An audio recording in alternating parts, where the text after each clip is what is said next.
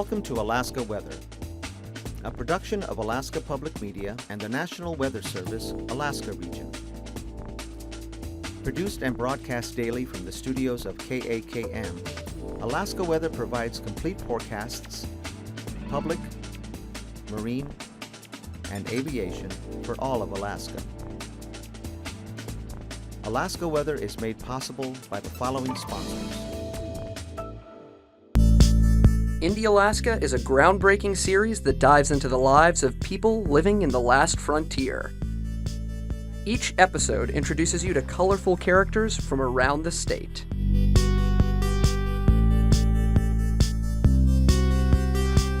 Funding for Indie Alaska is provided in part by Alyeska Pipeline Service Company. Catch the latest episodes at alaskapublic.org.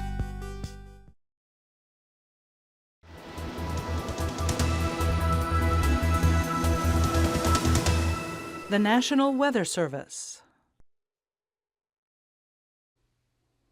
Hello again, everyone, and happy Thanksgiving. Thanks for joining us here for Thursday's edition of Alaska Weather. I'm Dave Percy, a meteorologist with the National Weather Service, and I'll be hosting tonight's show. On the warning and advisory map, have a winter storm warning out until 9 p.m. here, continuing for the Alaska Range for some more snow and possible freezing rain, as well as south winds gusting to 45 miles per hour through the passes west of the Tok Cutoff. And again, that's till 9 p.m. Winter weather advisory still in effect here for the greater Fairbanks area for 1 to 2 inches of snow, possible freezing rain there. And about the same thing going on here over the upper Yukon Valley, but this is mostly south of Fort Yukon. Looking for about the same conditions there, 1 to 2 inches of snow, possible freezing rain, and both of these advisories are out until 9 p.m. also. And on the satellite imagery of the Western Pacific, you can see the current storm here moving eastward. They're close to the just southwest of Nikolsky, and the front pushing in toward the Alaska Peninsula, and the moisture kind of wrapping back around to the east there across the southeast and south central Bering Sea. Also all the cold air here flowing down on the back side of that system right across the western Aleutians with snow showers out in that area, but a lot less in the way of wind.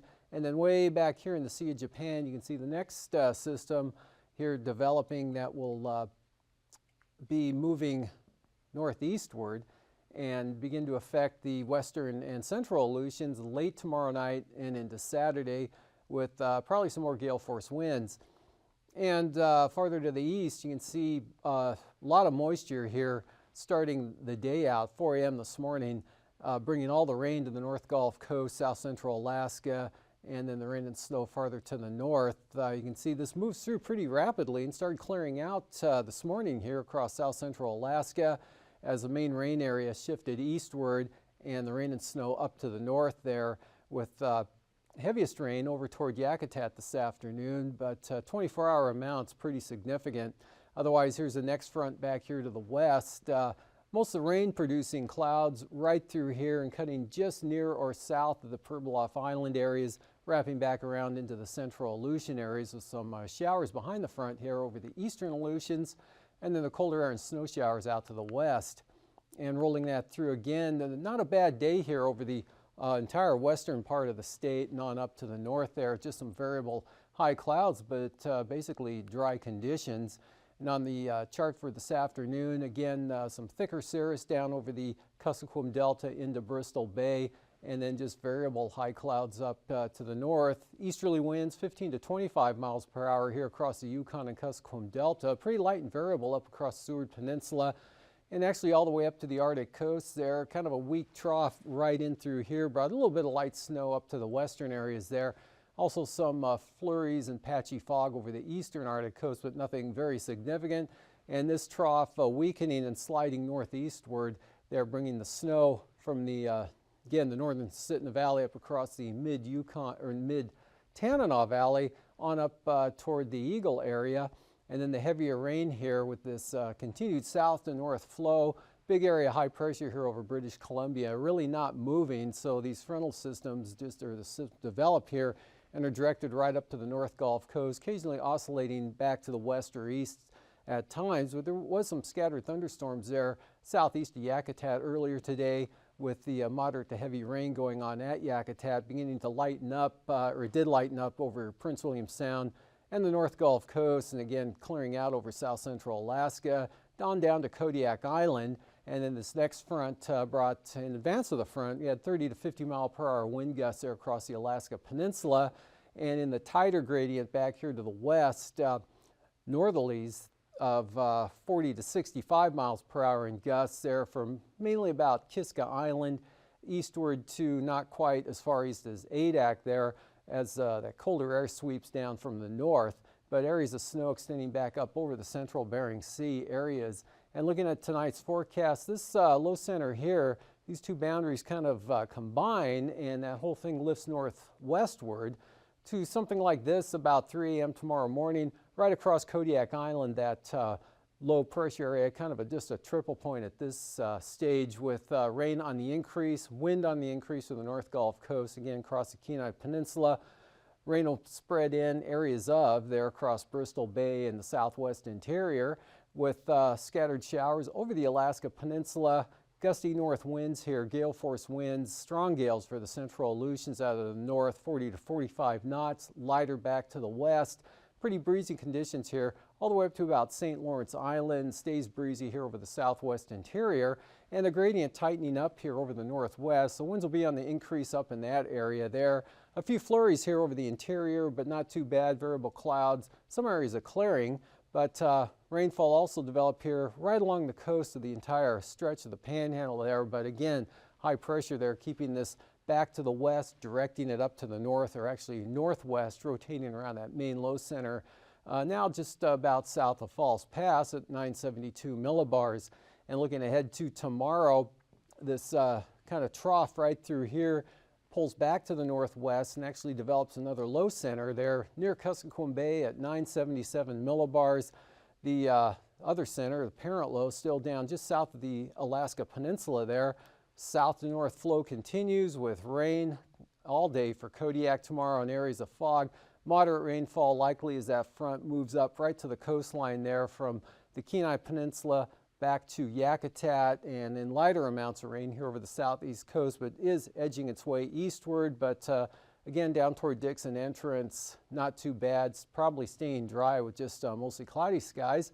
Then that band shifting northward here, actually developing and moving northward with a band of snow from southeastern Brooks Range, upper Yukon valleys, back across the Koyukuk, Kobuk valleys, right out to around Kotzebue, across the Seward Peninsula and down into the Yukon Delta. And then look for some mixed rain and snow here over the Kuskokwim Delta, Nunivak Island areas. And gusty winds, again on the increase here, tighter gradient all through this area for tomorrow, so it'll be quite much windier than it was today up there. But lighter winds in store for the southwest areas there, and still pretty gusty winds, gale force winds, bringing rain and snow showers to the eastern Aleutians, mostly snow showers out to the west, but it becomes quite scattered and isolated out there west of Adak, along with the lighter wind conditions. And then for Saturday, first day of the weekend, high pressure still holding here over British Columbia, and really not moving, and that keeps this frontal boundary just out to the west there with everything kind of rolling north. So a lot of rain in store for the northern Panhandle. Actually all the southeast coast, pretty good chance of rain on Saturday. Rain heavy at times from Elfin Cove westward across Yakutat to Cordova, and actually into western Prince William Sound, the southern Kenai Peninsula, with a mixture of rain or snow there over western Cook Inlet, especially into the Alaska Range. A low center right over Kodiak Island, so light winds, but a lot of rain, fog, and drizzle in that area. Probably looking at some IFR conditions across the entire island there, on up into the southern Cook Inlet areas and possibly back to the Aleutian Range, but just some scattered rain and snow showers over Bristol Bay. And low pressure now north-northwest of Nunivak Island, keeping snow showers here across the southwest interior. Mostly dry there for the Seward Peninsula, but this band of snow up through here as that kind of rotates back to the northwest, that'll keep the northern side of the peninsula and definitely into Kotzebue Sound and the northwest coastal areas there in the snow. Probably see some blowing and drifting snow of those gusty winds up along the Noatak Valley areas and possibly back into the Brooks Range, with areas of snow extending up over the eastern Arctic coast with an increase in the winds there as well. Looking something east 25 to 30 knots along the eastern Arctic coast, and even stronger winds here for the Chukchi Sea. Some good gales developing there. And then out to the west, that next system coming in to the western Aleutians, the front pushing out quite a ways ahead of that with a good westerly jet there pushing rain and small craft advisory winds anyway into the central Aleutians, with rain developing over the Fox Islands, just scattered rain and snow showers over Bristol Bay. Temperatures, well, across the southeast coast today, kind of a range there from the 30s to mid 40s, 45 at Sitka, one of the warmer locations, with 43 at Klawock, 37 this afternoon in Juneau. Skagway, though, pushed up to 41. 45 with all the rain in Yakutat. They picked up about 1.25 inches of rain in the last 24 hours, as did Talkeetna, had a water equivalent of about 1 1/3 inches up there as well. But Cordova picked up over 4 inches of rain in the last 24 hours. And then also Valdez had well over 1 inch of rain. Actually, they had over 2 inches of rain in Valdez. Cordova had over 4 inches. And again, that pattern is going to continue with the very wet conditions continuing the next couple of days. Otherwise, temperatures in the upper 30s there for the Copper River Basin, gusty south winds in Gulkana today, mid-30s the Susitna Valley, 36 in Kenai with nearly 1 inch of rain in the last 24 hours, 18 over at Northway, 30 though at Delta Junction, 28 in Fairbanks, and then much colder back to the west there, 6 degrees at Tanana. Otherwise, 27 at Sparivon, 26 today in McGrath. Up to the north, Fort Yukon 18, Arctic Village 3, Umiat 14 degrees. That same reading matched at Dead Horse and over at Etusuk with 20s here for the western Arctic coast. Barrow just 8 degrees, -5 this afternoon at Buckland, but Kotzebue was 15 above. And mid to upper 20s here for the northwest coast, and then much cooler here over the Seward Peninsula. Single numbers 5 to 10 degrees there today, but Tin City up to 24. Teens over the southwest interior there, with Macquarie up at 25, and push the right button. And we had mid to upper 30s here for the Pribilof Islands, near 40 out over the Aleutians, and lower 40s there from Unalaska over the False Pass. Then the remainder of the Alaska Peninsula mostly in the 30s. And for lows tonight, 30s, upper 20s and 30s there for the Panhandle. About the same here across south central Alaska, but staying above freezing through most of the Kenai Peninsula and Prince William Sound areas back down to Kodiak Island. And then a little below zero here up to the north and northwest. Lower 30s out over the Bering Sea, lower to mid 30s for the Aleutians. Highs for tomorrow, below zero here for the North Slope and the Arctic coast for most of the areas up there. And then you can see much milder conditions, 30s up into the Tanana Valley, 30s to lower 40s over south central Alaska, 40s for the Panhandle, 30s for the Aleutians. Flying weather, IFR here, Prince William Sound, eastern Kenai Peninsula, eastward there into the northern Panhandle, and then another surge here of moisture as it comes northward following that later on. IFR also likely for the central Alaska range, south side, and then east side of the western range here, with VFR into the Kuskokwim Valley, more IFR here along the coastline. That'll extend all the way down to the eastern Aleutians. North Slope Arctic coast, look for occasional marginal VFR. For Anatuvik, VFR becomes marginal tomorrow from the south. Same thing for Adigan, moisture flowing northward, so VFR conditions will become marginal. Lake Clark and Merrill, lowest conditions will be on the eastern approaches of both those passes. IFR, otherwise marginal, and that same pattern will make the forecast the same for Rainy as well, with IFR conditions on the eastern entrance, better off to the west. And for windy, IFR south side, VFR north side, and marginal right through the pass. Isabel, marginal VFR, but VFR to the north. And for Mentasta, VFR conditions there with possible marginal VFR in the southern entrance. And for Tanita, marginal VFR, but VFR on the west side. And for Portage, IFR, Chilkoot and White starting out marginal, gradually becoming IFR throughout the day.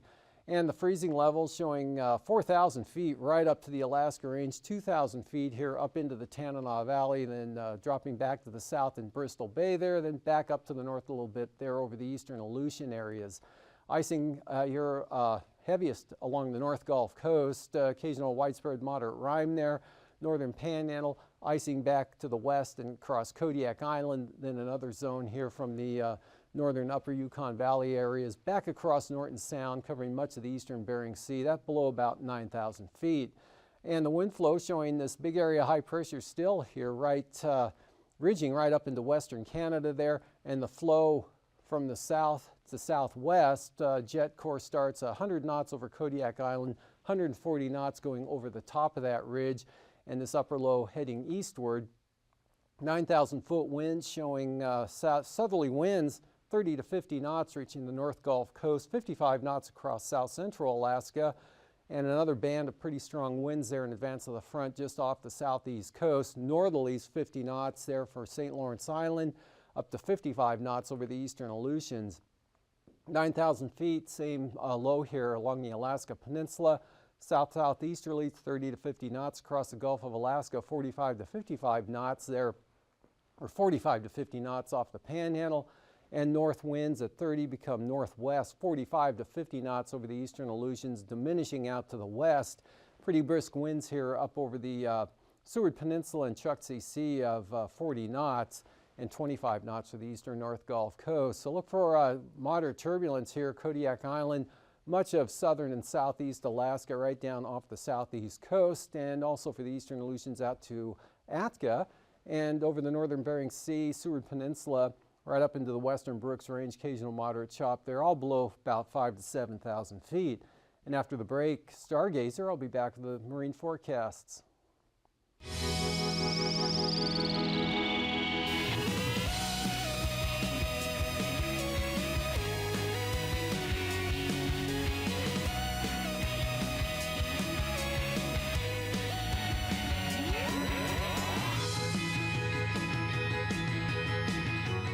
Celestial shapes of the seasons. Welcome to Stargazers. I'm James Albury, director of the Kika Silva Pla Planetarium in Gainesville, Florida. And I'm Dean Regas, astronomer from the Cincinnati Observatory. This week we have two celestial polygons gracing our evening skies. Yep, we'll be saying goodbye to the summer triangle and hello to the winter hexagon. Altogether, that's 9 constellations containing 10 of the brightest stars in the sky. Let's show you.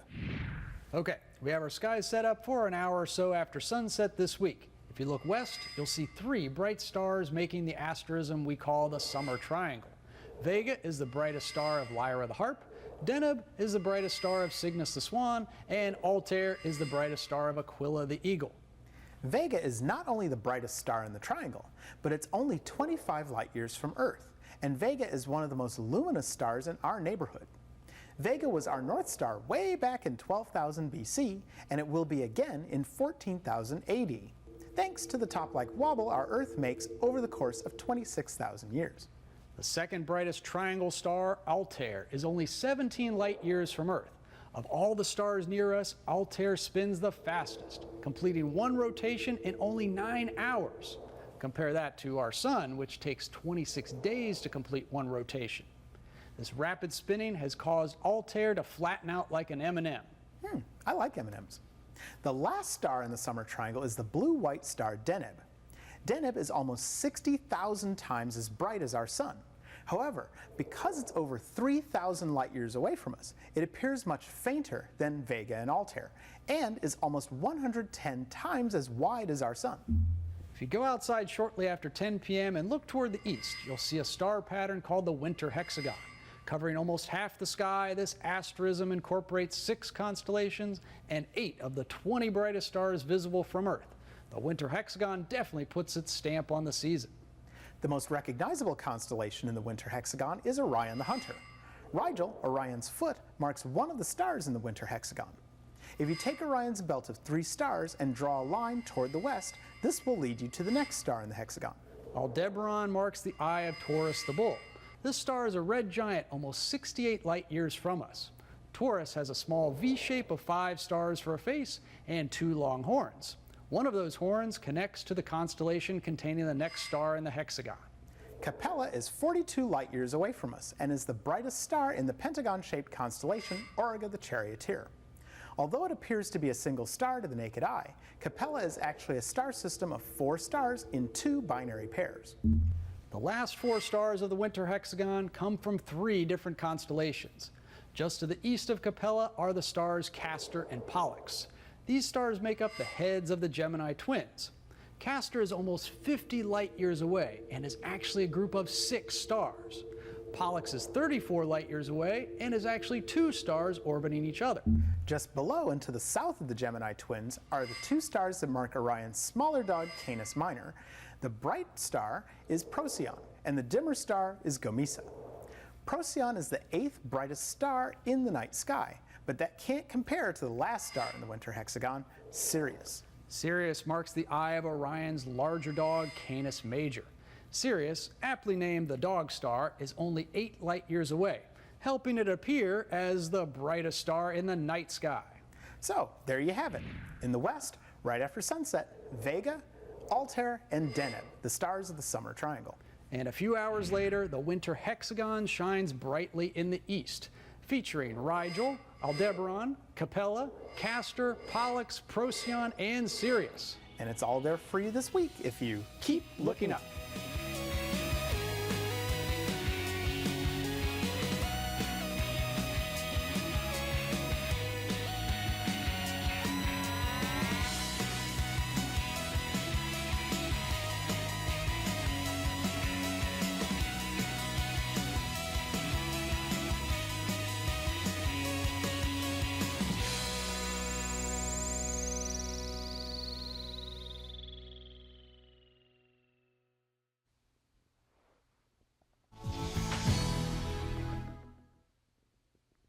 Tomorrow, look for gales on the south coast and strong gales on the north coast out of the southeast. Small craft advisories here for the central and southern inside waters with Clarence Strait, southeast 30 knots, northern Lynn Canal southerlies at about 20. And the outlook for Saturday, we're still carrying some gale force winds here on the south coast, but small craft advisories up to the north, all from the south and southeast. Southeasterly gales, though, for Clarence Strait right up into Stevens Passage, and now small craft advisories up for northern Lynn Canal with 5-foot seas. And for the North Gulf Coast areas, strong southeast gales tomorrow with storm force gusts. Gales for Prince William Sound with higher gusts as well. And then we've got gale force southeasterlies all the way back across Kodiak Island, but much lighter winds for Shelikof Strait, and small craft advisories here for Cook Inlet with southeasterlies in Kachemak Bay, and then that veering around to the northeast at 25 for northern Cook Inlet. Much lighter winds, though, for the inlet east-northeast 15 knots. Small craft advisories from Kachemak Bay out across the Barrens. Small crafts there for the Kodiak Island area on the east side, and southeast 25 for the North Gulf Coast, and about 20 knots in Prince William Sound. Bristol Bay east at 20, north 20 here for the Bering side of the peninsula. Pacific side northeast at 20.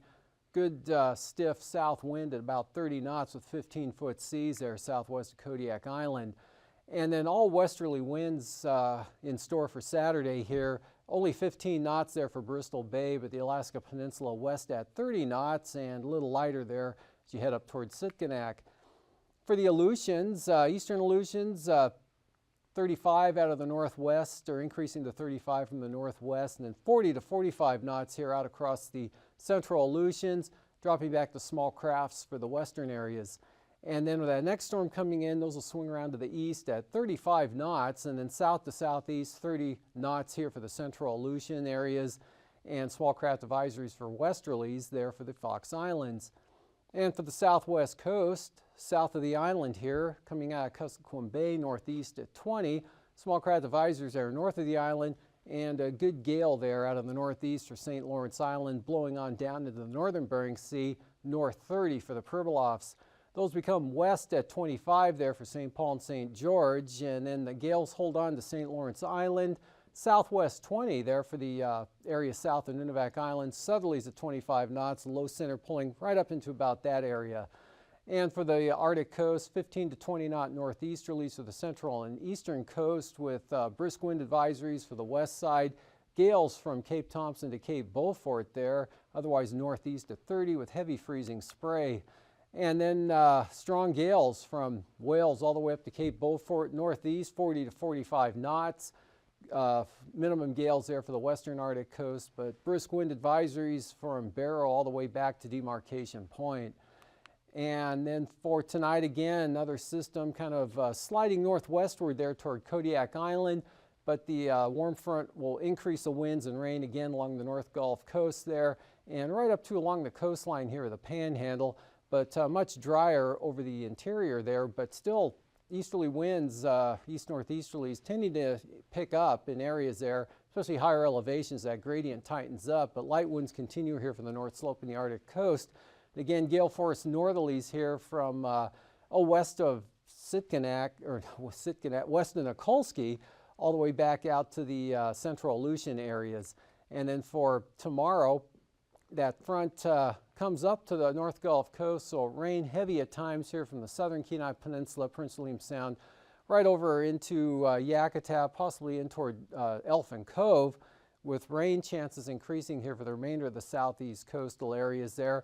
And then a band of snow kind of develops tonight and then rotates up to this position tomorrow afternoon from the upper Yukon Valley southeastern Brooks Range, right back down across the Seward Peninsula and the Yukon Delta. Strong northwest winds here for the eastern Aleutians with snow showers back to the west, rain for Kodiak Island. And for Saturday, rain continues for Kodiak, and this frontal system kind of stalled along the coast there and then being held back to the west, so periods of rain heavy at times from the northern Panhandle over to the Kenai Peninsula. These forecasts are to be used for planning purposes only. Call 1-800-WX-BRIEF for a formal pre-flight briefing. Always file a flight plan before you go flying. The U.S. Coast Guard Auxiliary urges you to leave a float plan with a friend or the harbor master before you go boating. Alaska Weather is made possible by the following sponsors.